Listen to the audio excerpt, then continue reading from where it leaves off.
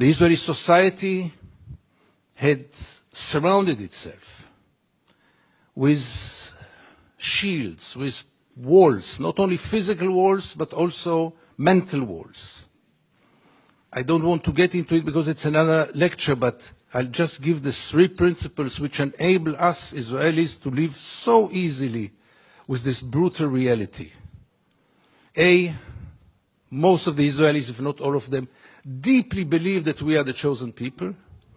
And if we are the chosen people, we have the right to do whatever we want. B, there were more brutal occupations in history. There were even longer occupations in history, even though the Israeli occupation gets to quite a nice record. But there was never in history an occupation in which the occupier presented himself as the victim. Not only the victim, the only victim around. This also enables any Israeli to live in peace because we are the victims. The other day, Professor Falk spoke about this dual strategy of Israel of being a victim on one hand and manipulating the other on the other hand.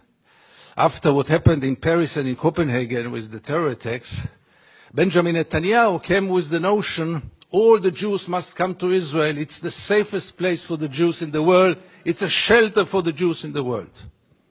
Which is wrong, because Israel is today the most dangerous place on earth for Jews, but let's put it aside.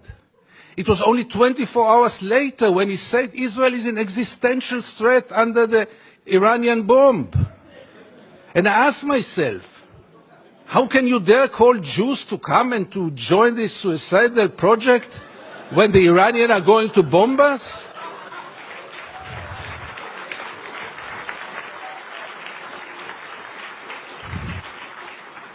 But in Israel, everything goes, and both declarations were accepted as the only truth. And here I get to the 3rd set of values which enable us Israelis to live in peace with the occupation. And this is maybe the most crucial one and the worst one. We say victimization, we say chosen people. When I say victimization, it goes without saying we have to mention the Holocaust and the unforgettable Mrs. Golda Meir that the American jury had exported to Israel. She said once, this unforgettable woman, that after the Holocaust, the Jews have the right to do whatever they want. But the 3rd set of values is the most dangerous one, and this is the systematic dehumanization of the Palestinians, which enable us Israelis to live in peace with everything, because if they are not human beings like us, then there is not really a question of human rights. And if you scratch under the skin of almost every Israeli, you will find it there. Almost no one will treat the Palestinians as equal human beings like us. I once wrote that we treat the Palestinians like animals, and I got so many protest letters from animal rights organizations. Rightly so.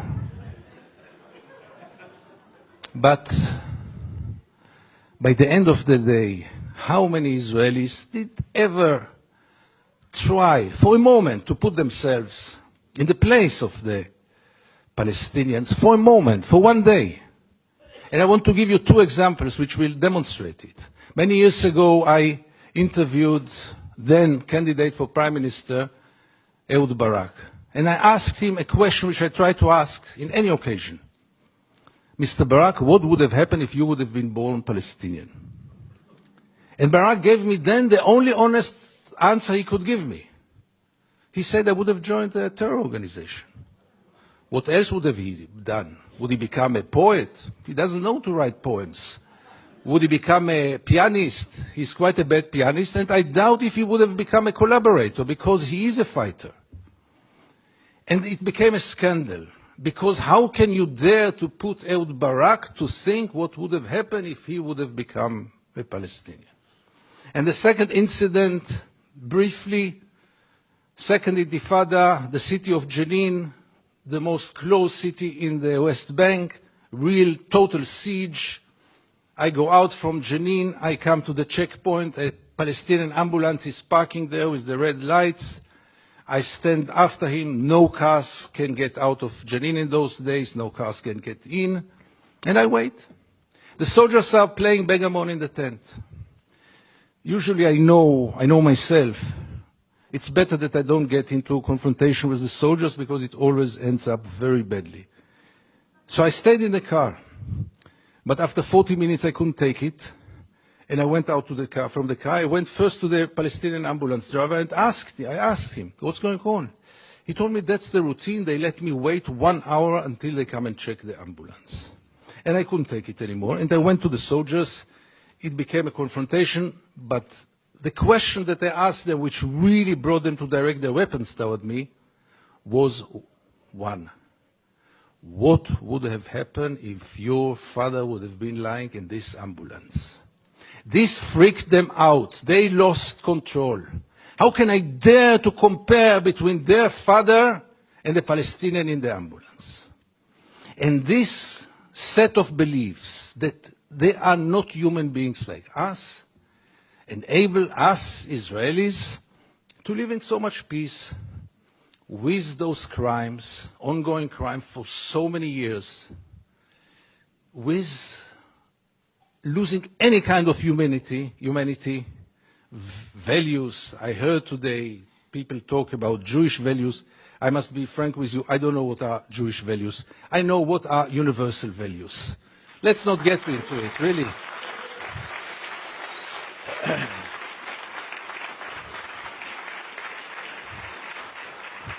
There are very clear universal values. And there is a very, very clear international law. But for most of the Israelis, international law is very important. But not for Israel. Israel is a special case. Why is it a special case? And again, you get with all those set of values, with this living in denial. And here I want to get back to the topic of our panel. Is it good for Israel? No, it's very corrupting. Because as long as the United States enable Israel to continue, obviously the Palestinians are the first and direct, unbelievable victim of it. But by the end of the day, what will Israel be after all those years? What is it already today? Where does it direct to? And things are getting worse and worse. And therefore I have so little hope about change from within the Israeli society. Because things, as you might know, are going more and more to the nationalistic, militaristic, religious direction, with very little hope that change will come from within. Why would Israelis go for a change? What incentive? Why would they bother? Life is so good. You should have seen Israel in the days when Gaza was bombed, when the beaches were crowded, the helicopters were passing on their way to bomb Gaza. The Israeli TV hardly showed photos from there. Newspapers hardly wrote anything. I wrote one article about the responsibility of the pilots, and I needed to use bodyguards to get out of my home after this.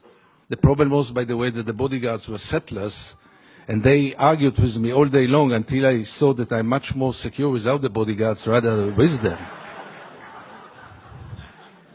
But the last war in Gaza, and this will be my final remarks, the last war in Gaza taught us also that Israel, which has 3 regimes today, maybe the only country, the only state in the world with 3 regimes, one for the Jews, one for the Arab citizens, and